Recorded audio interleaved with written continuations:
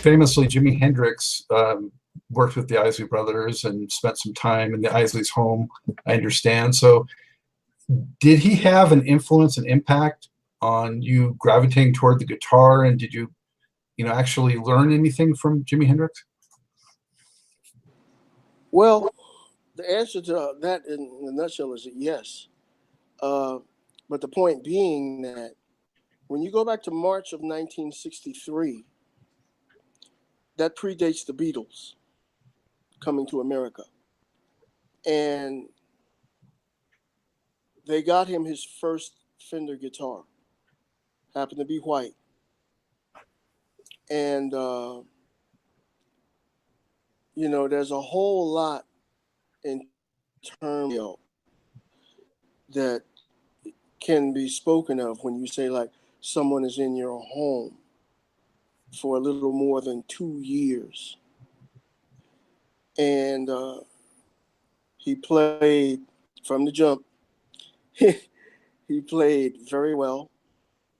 I was years old. I had never heard anybody play a guitar like that. And knowing where the music was going to go, March of 1963. You don't know where it's going to go. So it turned out that when the Beatles got to Ed Sullivan in February of 64, that night, that Sunday night, I was on the left side of the couch, and Marvin was on the right side of the couch, and Jimi Hendrix in the middle. And when Ed Sullivan said, "Ladies and gentlemen, the Beatles," we saw that, but, there was no, like, clap of thunder. We knew that everything had changed, that there was, and it wasn't hype, because of this British band and called the Beatles. And we knew that everything had changed. But a couple of days or so after that, there was a meeting with the whole band, and my eldest brother Kelly took the floor, and amongst other things, he said that this English band has changed everything. I don't know what's going to happen to anybody, even Elvis himself. But I think we're going to be all right because they do shout and twist and shout. They were doing that before they came to America. And Kelly said, now they got 2 guitar players, but we got Jimmy. And when he said, but we got Jimmy, I looked over at Jimmy and he was grinning ear to ear at that remark. Now, that was still like 64. He was around the house till about November of 65. So when they were not on the road performing, he was in the house. He had his guitar with him. Whenever he was playing, I would pick up a social studies book or something and go into the room where he was, with the living room or dining room or whatever. And I would, like I was doing social studies, but actually I was observing and listening.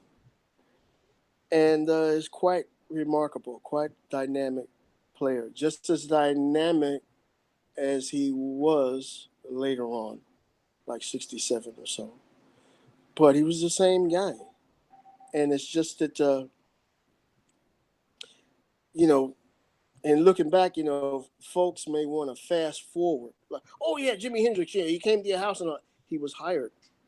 He was an employee and a house guest. He didn't pay for his room. He didn't pay for his food. And he was the only member of the band that was given that kind of treatment. So, of course, the other guys in the band hated him for it. But he was like a member of the family, really, that kind of treatment. And if he would have come out, he probably would have given me something between a bear hug and a tackle and say, man, how in the did you ever learn how to do that?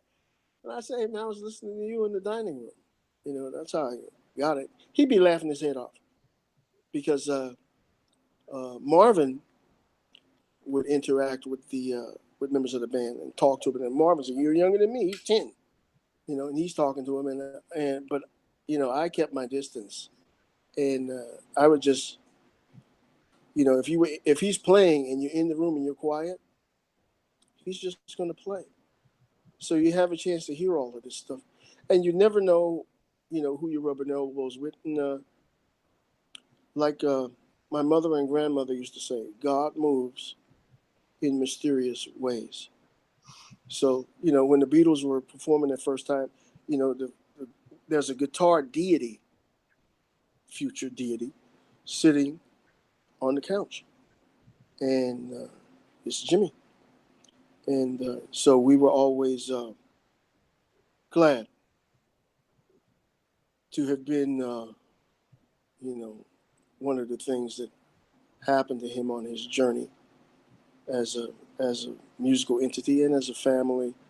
And matter of fact, there was a show at Yankee Stadium in 1969 that the Isley Brothers were going to do, a festival type show in June. And Kelly picked up the phone and said, "Hey, Jimmy, we're doing this show at Yankee Stadium, man. We want you to come play." He said, "Oh, yeah, man, I'd love to do it, but let me talk to my people." And he called back in a couple of days and said, "Kelly, I'd love to do it, but I got this commitment for something called the Woodstock Arts and Music Festival in August.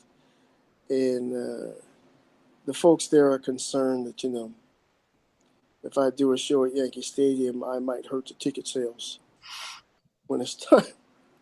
So he didn't have a crystal ball either. Well, I guess Woodstock is a pretty get out. Yeah. Turns out it was. But Yeah. you see, when nobody has a crystal ball to see the future, you just do not know. Nobody knows. So okay, yeah, you hired a left-handed guitar player and you brought him in your house right off the street. Okay. He didn't have a place to stay. And you gave him a room? Really? And you didn't charge him? Really? And it's 1963, March? Really? Wow, what'd you do that for? You got him a brand new guitar too? A white Fender guitar that he plays left-handed? So I was observing that in March of '63, and later on when All Your Experience came out and people were in my study hall were talking about Jimi Hendrix, I said, "Man, I don't have to hear the record. I already know that he can play. I know that because I've heard him with and without an amp, and that's a part of his destiny that he was intended to fulfill, and he did.